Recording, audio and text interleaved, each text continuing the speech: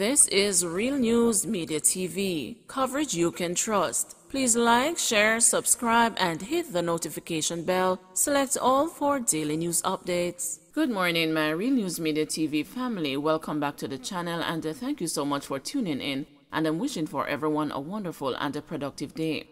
And in the news for December 28, 2022, no motive yet for Christmas Eve murder in Old Harbour Bay. The Old Harbour Police in St. Catherine are yet to establish a motive for the Christmas Eve killing of a man on Terminal Road in Old Harbour Bay. Dead is 37-year-old Rupert Empire Simpson, an unemployed man from the community. Residents reported hearing explosions about 6 p.m. on Saturday and to call the police. Simpson was found suffering from gunshot wounds near a Nissan Tida motor car with its engine still running and headlights on. Simpson was pronounced dead at the Spanish Town Hospital. Mom in dismay after son killed on Christmas Day. Elena Walker had just returned home from her annual family reunion on Christmas Day in Point Hill, St. Catherine, when she received the news that her 30-year-old son, Michael Lawrence, had been shot dead in Banbury, Linstead. Walker told the news that her son, otherwise called Quinty or Esco, from Binlas in Linstead, should have been at the reunion as well. Instead, he had accompanied a friend to a cockfight on Sunday afternoon. The friend says him as the fight finished, him stepped towards the car door to open the car door to go in. And him just see two men step out in a black hoodie and say, "No move." And one of them fired the first shot and him took off, run, she said. According to reports, at approximately 8:30 p.m. on Sunday, residents heard loud explosions coming from an area known as the Canal in Banbury and to call the police. Upon their arrival, the cops found Lawrence's bullet-riddled body slumped over the steering wheel of his motor vehicle. He was transported to the hospital where he was pronounced dead. Head of the St. Catherine North Police, Senior Superintendent Howard Chambers, told the news that investigations are ongoing and no motive has been established for the murder. He is appealing to anyone with information to report it to the police. "Anything you know about this, please call the police," he said, adding that Lawrence, who worked as a chef, was not on the police's radar. Bemoaning the loss of her fifth child, Walker hailed him as a resourceful person who was respected by his community. "He was a little guy that do everything. Him used to sell clothes in Falmouth, selling Linstead. If him uncle going on the construction site and him not working, him go with him uncle on the construction site. Him used to do security, and after him leave the security work, him get the work in at the cook shop," she said. The 62-year-old single mother said she was very close to her son. "Me more close to them more than anything else, because me grow them without a father, and even though them a big man, them still they round me same way," she said. Lawrence, a former student of the Bogwalk High School, was also said to be a devoted father to his 1-year-old daughter. She does not believe her son was targeted, although she was informed that after his killing, there were men searching for him. She is hoping that the police will find the killer, even as she remains resolute in overcoming her grief for the sake of her grandchild. DJ Rivers found dead on Boxing Day. Well-known selector DJ Rivers Finley died suddenly on Boxing Day. He was found unresponsive in his bed by relatives. Top flight DJ Bounty Killer reacted in shock upon hearing the news and posted a screenshot of the popular selector to his Instagram page, captioning the pic, "Kiss me teeth, Jano Star, no man, this can't be real." Bounty Killer and Rivers worked together on his popular Sunday party series, Bounty Sunday Shift, held at O'Neill's Place. Popular Sing J, Delamore X, and RDX fame also wrote, "Jaja No Star, this hurt me to the core, SIP my brother." Longtime friend and selecting partner DJ Tom of the duo Tom and Rivers was almost inconsolable in his grief. "Me a wait pon the autopsy because we find him in him bed. It's like him sleep way, or a poison him get poison because under him fingernail them black like ace of spades, and him black, and is a brown man," DJ Tom told the news.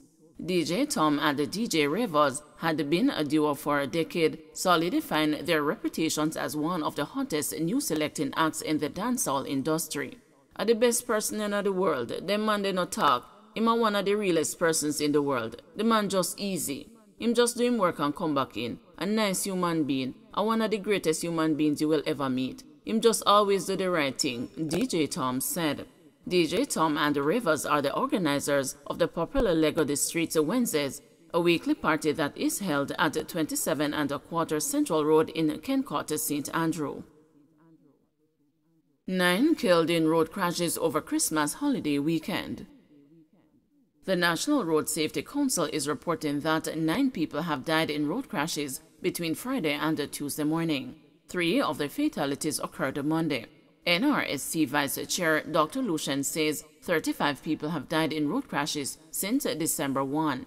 This increased the overall death toll to 475 so far this year. Dr. Jones says he is disappointed with the number of road deaths. He told the news that more steps need to be taken to limit the number of people who die on the nation's roads, not just for the remainder of 2022, but for at least the first 3 months of the new year, which historically see an increased number of crashes. And we need to pull out all the stops between now and the end of the year so that we don't have a repeat of what happened last year when 487 persons died. But that's not our goal. Our goal is to prevent anybody dying on our roads every day, including the new year. We have to be just as vigilant, especially for the first 3 months of the year when many persons die on our roads. We have to continue to advise people to slow down, not to drink and drive, not to smoke marijuana and drive, to buckle up front and back, to wear your helmets. Continue to warn pedestrians to use the roads very carefully, that they should not wear dark-colored clothes at nights. The same level of enforcement that the police have done for the Christmas period, we need to carry this over for the first 3 months as a start of next year and then beyond. We have to keep up this matter of urgency on our roads to prevent our people from dying. It does not have to happen. 9 precious lives were lost over the holiday weekend so far. We have to do better than this and galvanize the entire nation to make sure that this does not continue. Joe Mercer Marley dies at age 31. Multiple sources are reporting that Joseph Marley, also known as Joe Mercer, has died. The reggae artist was the eldest son of Stephen Marley and the grandson of a reggae legend Bob Marley. It is being reported that he was found unresponsive in a vehicle. His cause of death is not clear, but official details are expected to come from the Marley family. Culture and Entertainment Minister Olivia Grange has expressed condolences to Mercer's family, saying she is deeply saddened by the news of his death. She recalled that the artist performed at the Jamaica 60 launch in Miramar, Florida earlier this year. Ms. Grange said his untimely passing is a huge loss to the music industry. I'm deeply saddened by the news that artist Joseph Marley, son of reggae star Stephen Marley and grandson of Bob Marley and Rita Marley, has died. I recall how we were graced by Joseph, whose stage name was Joe Mercer, performing at our Jamaica 60 launch in Miramar, Florida in May this year. I extend my deepest condolences to Stephen, to Joe's mom Kerry, the Marleys and other family members. My heartfelt sympathies to Joseph's friends and associates, and to the reggae music fraternity and fans everywhere, and particularly to Inner Circle and the other reggae artists and musicians in Florida. Joe Mercer's untimely passing at the young age of 31 is a huge loss to the music, as I personally looked forward to the next generation of reggae artists, and I know he was one of those who would shine. At this time, all that's left for me to say is may he find eternal peace as we mourn his loss during this season of goodwill when we celebrate with family and friends our love for each other. I will surely miss him, and I'm really saddened by his passing. Don't forget to like, share, subscribe, and hit the notification bell. Select all for daily news updates.